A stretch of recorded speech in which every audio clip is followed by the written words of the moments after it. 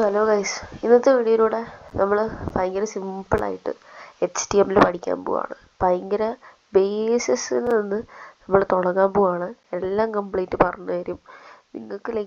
ഇത് എത്ര വരെ പോകുമെന്ന് എനിക്കറിയത്തില്ല. വീഡിയോയുടെ ലെങ്ത് കുറച്ച് കാണുമായിരിക്കും, എനിക്കറിയത്തില്ല. ഞാൻ മാക്സിമം ചുരുക്കാൻ നോക്കാം, എല്ലാം പറഞ്ഞ് ഞാൻ ചുരുക്കാൻ നോക്കാം.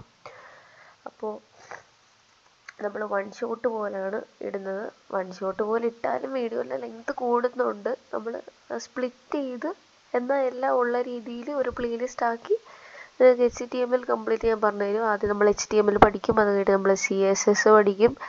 HTMLും CSSും പഠിച്ചു കഴിഞ്ഞിട്ട് നമ്മൾ ജാവാസ്ക്രിപ്റ്റ് പഠിക്കും. ജാവാസ്ക്രിപ്റ്റ് പഠിച്ചു കഴിഞ്ഞിട്ട് നമ്മൾ റിയാക്റ്റിലേക്ക് പോകത്തുള്ളൂ. ഓക്കെ, അപ്പോൾ നമ്മൾ ഫ്രണ്ട് എൻഡ് ഡെവലപ്മെൻറ്റ് കംപ്ലീറ്റ് പഠിക്കാൻ പോകണം. UX, user interface and user experience, അതായത് UI UX front end complete പഠിക്കാൻ പോവാണ്. Okay, set.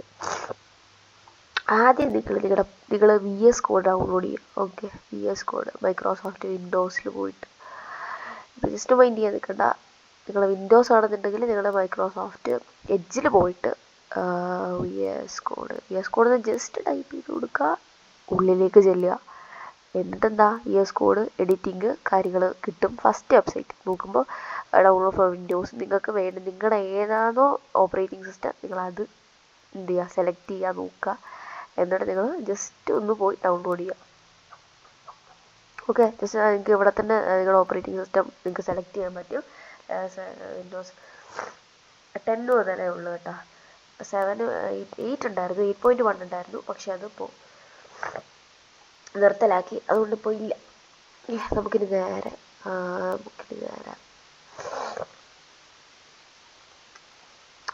നമ്മുടെ വെബ്സൈറ്റ് ക്രിയേഷനിലോട്ട് പോകാം. എങ്ങനെ നമുക്കൊരു വെബ്സൈറ്റ് ക്രിയേറ്റ് ചെയ്യാം? ഞാനിപ്പോൾ തൽക്കാലത്തേക്ക് തന്നെ ഈ Nissan Skyline GTR article talk from Wikipedia the free encyclopedia എന്ന് പറഞ്ഞിട്ട് തന്നെ ഇത്രയും ടെക്സ്റ്റ് ഇതൊക്കെ അവിടെ നിൽക്കട്ടെ. ഇതൊക്കെ നമുക്ക് സൂൺ ക്രിയേറ്റ് ചെയ്യാം. ഇവിടം വരെയുള്ള ഇത്രയുള്ളൊരു വെബ്സൈറ്റ് എങ്ങനെ ക്രിയേറ്റ് ചെയ്യാൻ നോക്കാം. ഓക്കെ, ഫസ്റ്റ് നമ്മൾ അതിൻ്റെ ഇൻഡെക്സ് നോക്കും. അതിന് മുമ്പേ നിങ്ങൾ ഫയലിൽ പോവുക. ഫയലിൽ പോയിട്ട് നിങ്ങൾ ന്യൂ ടെക്സ്റ്റ് ഫയൽ കൊടുക്കണമെങ്കിൽ ഓപ്പൺ ഫോൾഡർ കൊടുക്കുക. ഓക്കെ, എന്നിട്ട് നിങ്ങൾ ഇവിടെ ഒരു ഫോൾഡർ ക്രിയേറ്റ് ചെയ്യുക. ഓക്കെ, ഈ ഫോൾഡറിൻ്റെ ഉള്ളിലാണ് നമ്മൾ ഫയൽ ക്രിയേറ്റ് ആക്കിയിരിക്കുന്നത്. അപ്പോൾ ഫോൾഡർ നോക്കുക. ഞാനിപ്പോൾ പൈതൺ വർക്ക് സ്പേസ് എന്ന് പറഞ്ഞൊരു ഫോൾഡർ ക്രിയേറ്റ് ചെയ്തിട്ടുണ്ട്. ആ ഫോൾഡർ ഇത് ഇവിടെ വന്ന് കിടപ്പുണ്ട്. ഇത് കൺഫ്യൂഷൻ ആവാണ്ടിരിക്കാൻ വേണ്ടിയിട്ടാണ് ഓൾറെഡി ഇങ്ങനെ പറയുന്നത്. അപ്പോൾ അതിൻ്റെ ഉള്ളിൽ നമ്മൾ ഇവിടെ പുതിയൊരു ഫയൽ നമുക്ക് ക്രിയേറ്റ് ചെയ്യാം. പുതിയൊരു ഫയൽ, അതിൻ്റെ പേര് ഞാനിപ്പോൾ index.html അല്ലേ ചെയ്യുന്നത്, വെബ് പേജാണ്. അതിൻ്റെ എക്സ്റ്റൻഷൻ HTML.html വെച്ച് വേണം സേവ് ചെയ്യാൻ. കണ്ട, index.html കിട്ടിയ.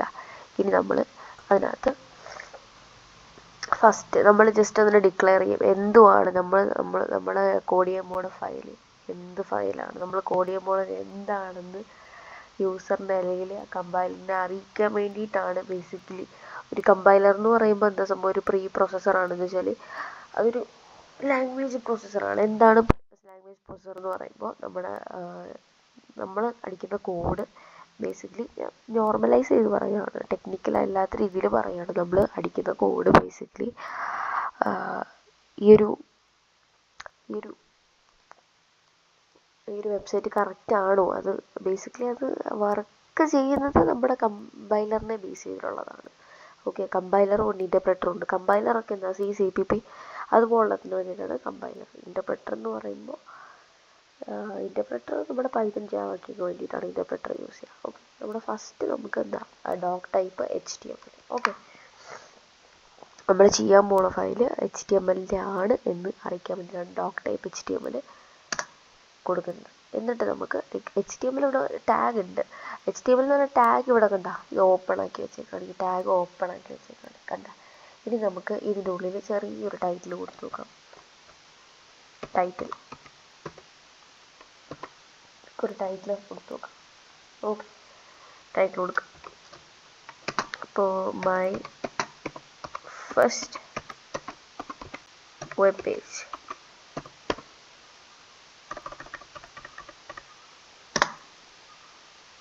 ഓക്കെ, നമുക്ക് അതിനെ ഹെഡിങ് കൊടുക്കാം.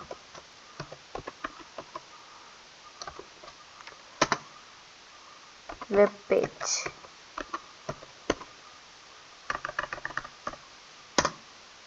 ഓക്കെ, ഇനി നമുക്ക് ബോഡി ടാഗ് ഓപ്പൺ ചെയ്യാം. ഓക്കെ,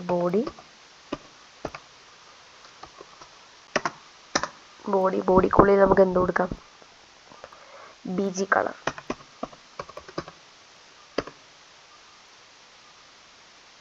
ഒരു മിനിറ്റ്, ഈ ബോഡി എന്ന് പറഞ്ഞ ടാഗിൻ്റെ ഉള്ളിൽ വേണം കൊടുക്കാൻ. ഓക്കെ, വേണ്ട ഇസ് ഈക്വൽ ടു, ഞാൻ ഇപ്പോൾ റെഡ് കൊടുക്കുക. ഓക്കെ, നിങ്ങളുടെ ഇഷ്ടം, നിങ്ങൾക്ക് ഇഷ്ടമുള്ള കളർ കൊടുക്കാം. ഇങ്ങനെ ബോഡി ടാഗ് കൊടുക്കുക. ഇനി നമുക്ക് അതിൻ്റെ ഉള്ളിൽ ഒരു ചെറിയൊരു, നമുക്ക് എന്തോ ഇവിടെ വേണ്ടത് നോക്കാം. നമുക്കിതല്ലേ വേണ്ടത്, നിസാൻ സ്കൈലൈൻ GTR. ഞാനിപ്പോൾ അത് മാത്രമായിട്ടൊന്ന് ഞങ്ങൾക്ക് ബേസിസ് ആയതുകൊണ്ട് എല്ലാം ഒന്നും പറയുന്നില്ല, പക്ഷേ ഇത് ജസ്റ്റ് ക്രിയേറ്റ് ചെയ്യാൻ പറഞ്ഞുതരാം. Nissan Skyline GTR. Okay, H1 കൊടുക്കാം. ടാഗാണ്.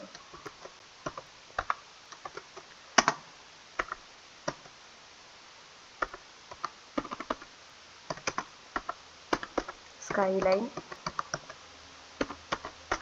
GTR നോക്കട്ടെ. നിസാൻ സ്കൈലൈൻ GTR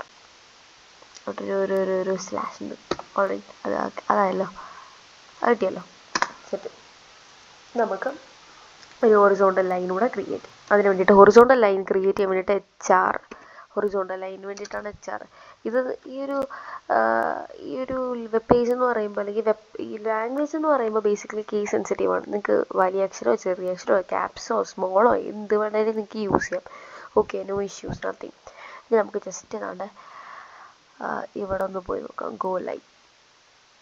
അതിന് മുമ്പേ ഏതാണ്ട് നിങ്ങൾ ഇവിടെ ചെന്നിട്ട്, നിങ്ങൾ ആദ്യമായിട്ടാണ് ഇത് യൂസ് ചെയ്യുന്നുണ്ടെങ്കിൽ ഇവിടെ ചെന്നിട്ട് എക്സ്റ്റെൻഷൻ എന്ന് പറഞ്ഞ സാധനം കാണും. അവിടെ പോയിട്ട് ലൈവ് സെർവർ പോയിട്ട് എന്ത് ചെയ്യുക, ഇൻസ്റ്റാൾ ചെയ്യുക.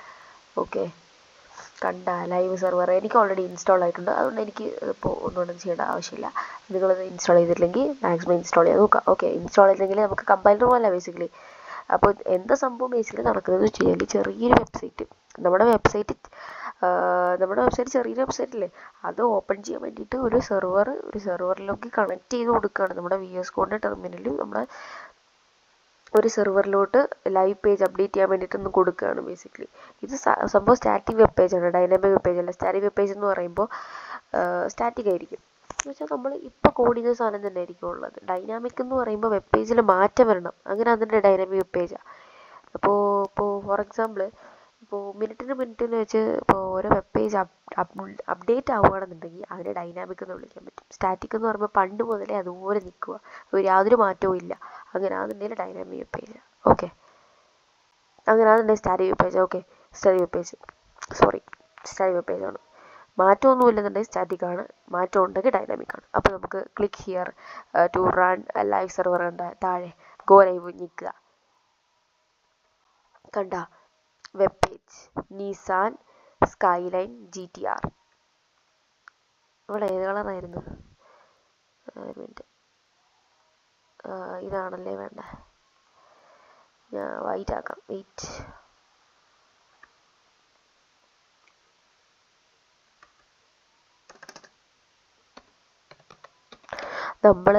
നമ്മൾ സത്യം പറഞ്ഞാൽ ഈ ഒരു വെബ് പേജ് കംപ്ലീറ്റ് ആയിട്ട് എടുക്കാത്തതിൻ്റെ കാര്യം, എല്ലാത്തിനകത്തും കോപ്പിറൈറ്റ് ഇഷ്യൂ ഉണ്ട്, മനസ്സിലായ? നമുക്ക് കോപ്പിറൈറ്റ് നോക്കണം. ഒരാൾ അത്രയും കഷ്ടപ്പെട്ട് ക്രിയേറ്റ് ചെയ്ത വെബ് പേജ് കംപ്ലീറ്റ് ആയിട്ട് നമുക്ക് തന്നെ എടുക്കാൻ പറ്റൂല. അപ്പം അതുകൊണ്ടാണ് നിങ്ങൾക്ക് ഈ വെബ് പേജ് വേണ്ടാന്നുണ്ടെങ്കിൽ നോക്കട്ടെ. കണ്ട ഇവിടെ ഇപ്പോൾ വെബ് പേജ് നിങ്ങൾക്ക് വേണ്ട താല്പര്യം ഇല്ലെന്നുണ്ടെങ്കിൽ നമുക്ക് ആ വെബ് പേജ് കളയാം. ഹെഡിങ് ആയിട്ട് നിങ്ങൾക്ക് കൊടുക്കാൻ താല്പര്യം ഇല്ലെന്നുണ്ടെങ്കിൽ അത് ചെയ്യേണ്ട ആവശ്യമില്ല.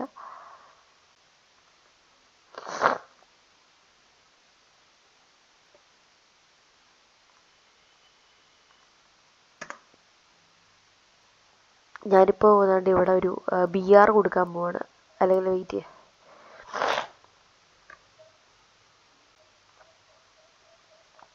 ഇതൊക്കെ നമുക്ക് നമ്മുടെ വെബ് പേജിലാണ് ഇച്ചിരി ഇങ്ങോട്ടല്ലേ മാറി വേണ്ടേ, അപ്പോൾ നമുക്കൊന്ന് മാറ്റാം.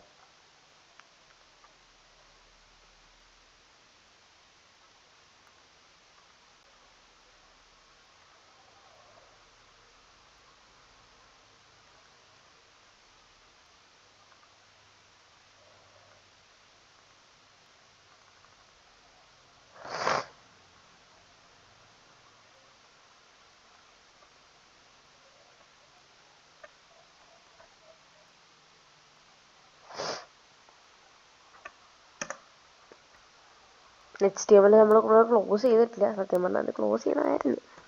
അതെ,